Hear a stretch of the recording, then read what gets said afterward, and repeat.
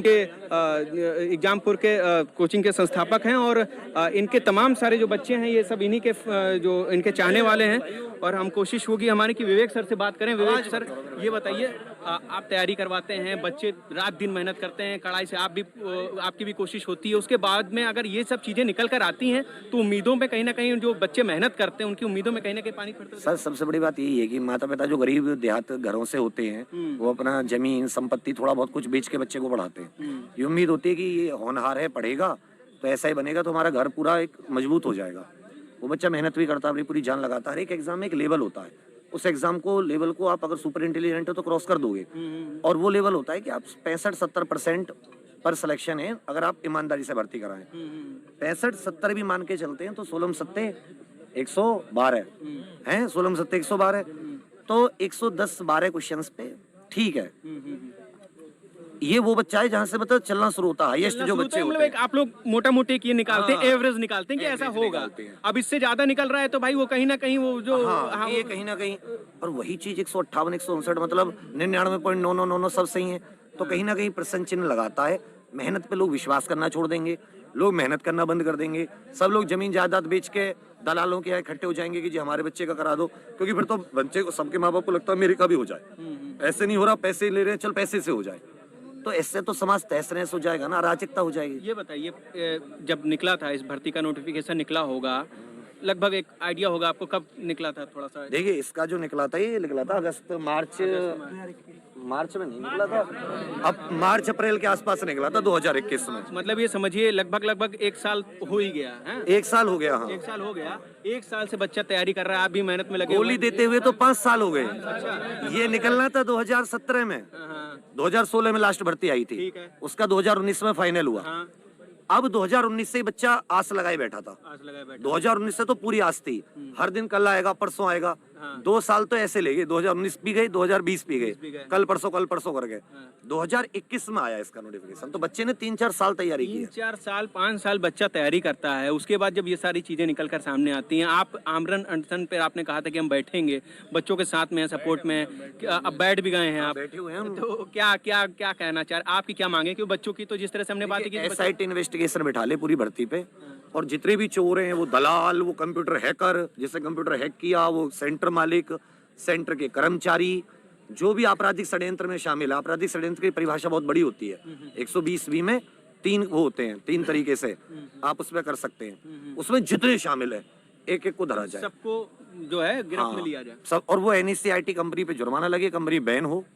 अच्छा, ये बताइए, ऐसी कंपनी जो 6 राज्यों में ऑलरेडी बैन है, और वहाँ मध्य प्रदेश हाईकोर्ट ने उसमें जुर्माना भी 3 करोड़ का ठोका हुआ है, उसके बावजूद में उत्तर प्रदेश में जिस तरह की निष्पक्षता की बात की जाती थी भाई योगी आदित्यनाथ जी से कि कहीं ना कहीं निष्पक्ष जो है भर्ती प्रक्रिया वो करवाएंगे।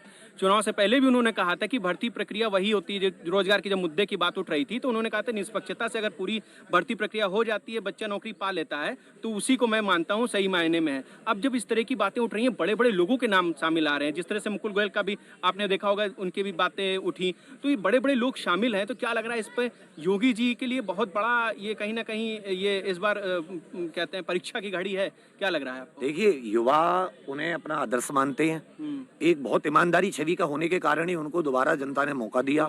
बहुत भारी बहुमत से वो आए और बड़ी खुशकिस्मती है हमारी कि वो हमारे प्रदेश के मुख्यमंत्री हैं।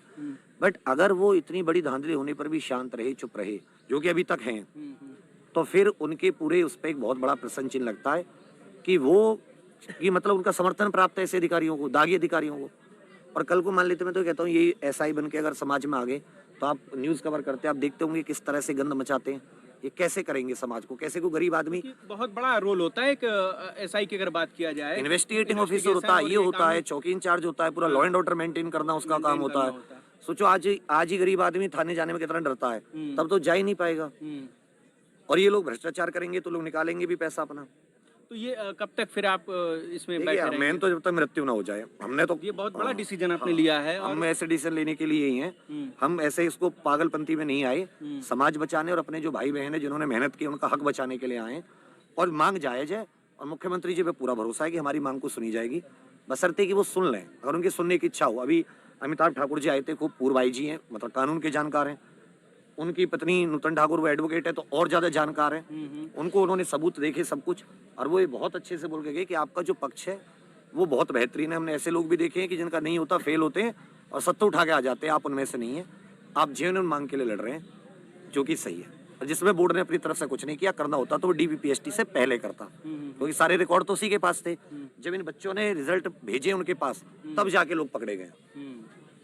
तो आपके तमाम जो फैंस भी आपके बहुत हैं, जो छात्रों की अगर बात किया जाए, आपसे पढ़ते भी हैं और आपको अपना आदर्श मानते हैं, और अगर आप अनशन पर बैठेंगे तो क्या लगता है बहुत बड़े लेवल पर ये आंदोलन जो है अख्तियार रूप ले सकता है? देखिए, आप जानते हैं कि सरकार का आंदोलनों के प्रति रवैया बहुत ही सख्त रहा है। इस बार तो ये तो बहुत ही मतलब हम लोग कहेंगे कि हम अपने संवैधानिक अधिकार और अपने संविधान की ताकत के बल पे यहाँ तक पहुंचे हैं। और उत्तर प्रदेश में पहली बार मेरे ख्याल से ऐसा होगा कि कोई एक अध्यापक जो इतना चर्चित हो और वो छात्रों के हक के लिए मैदान में आए। खैर, ये भी एक तरीके से देखा जाए तो अध्यापक की, और वो तो एक नेगेटिव ही है।